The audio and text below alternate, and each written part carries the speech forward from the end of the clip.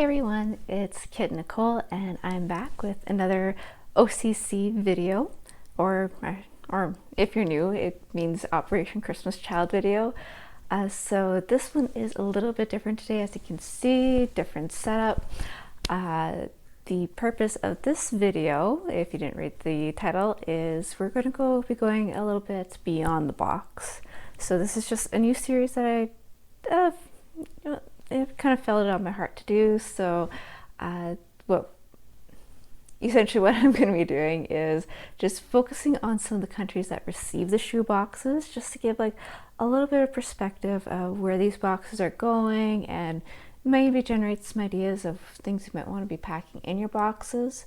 Now, with OCC, we can't actually dictate where our boxes are going. But if you have tracking available, you can kind of tend to see where your boxes typically get shipped to over the years. So this is just information purposes, satisfying some curiosity. So I think we'll get right into it. So for today's video, the countries we're going to be focusing on is the Ukraine. So unfortunately, Ukraine has been in the news a lot with their current crisis.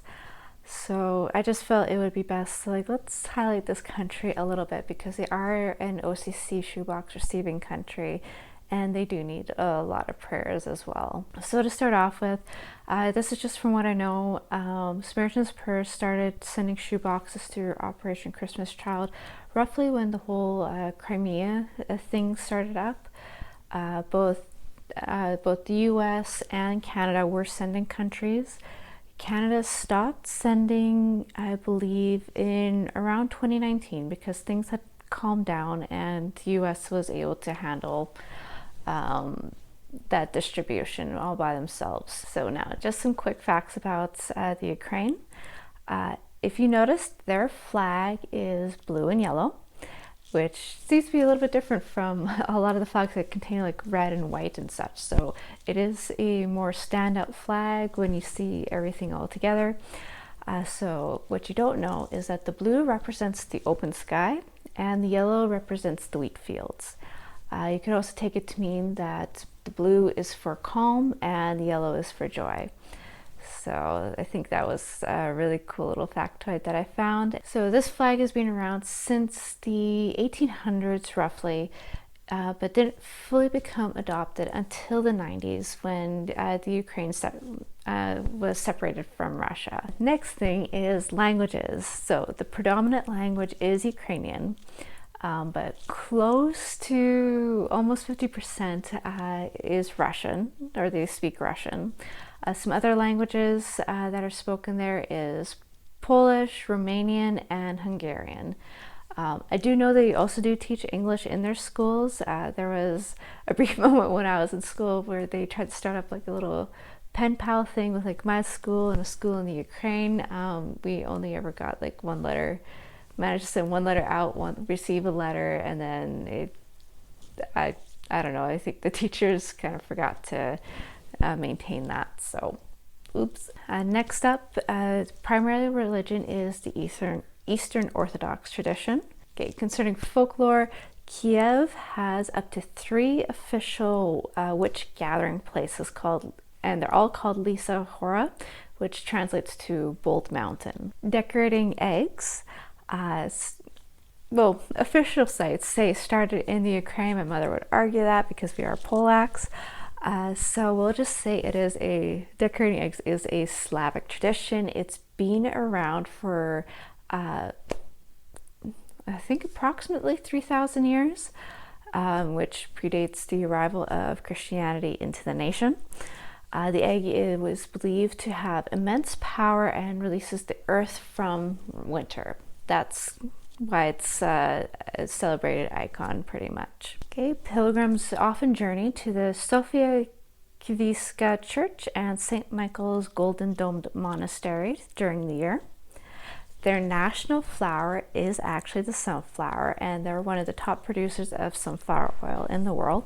Education-wise, Ukraine has apparently the 4th highest literacy rate in the world.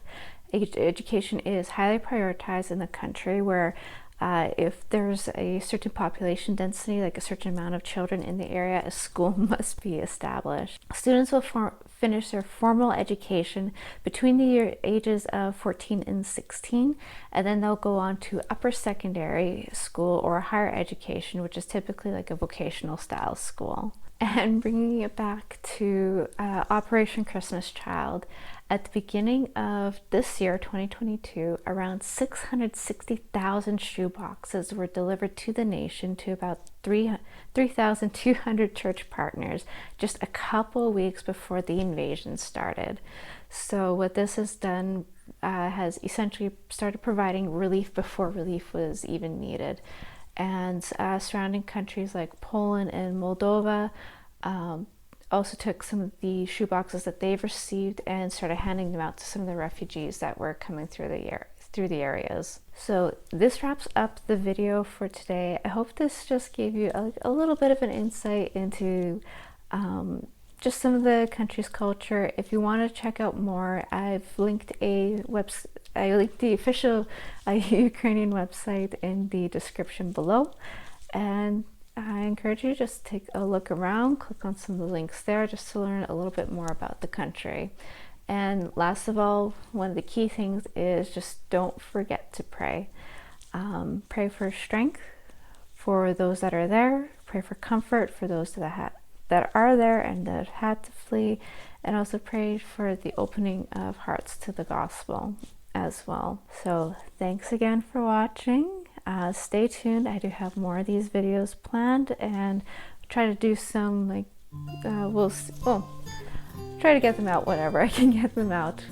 Hopefully every couple of weeks we'll be doing one of these videos. So I do have some. I'm going to start packing again. I think yes, I need to start packing again. I do need to organize my stuff, but that's besides the point. Have yourselves a good day. Thanks for watching, and happy shoeboxing and stay blessed. Bye.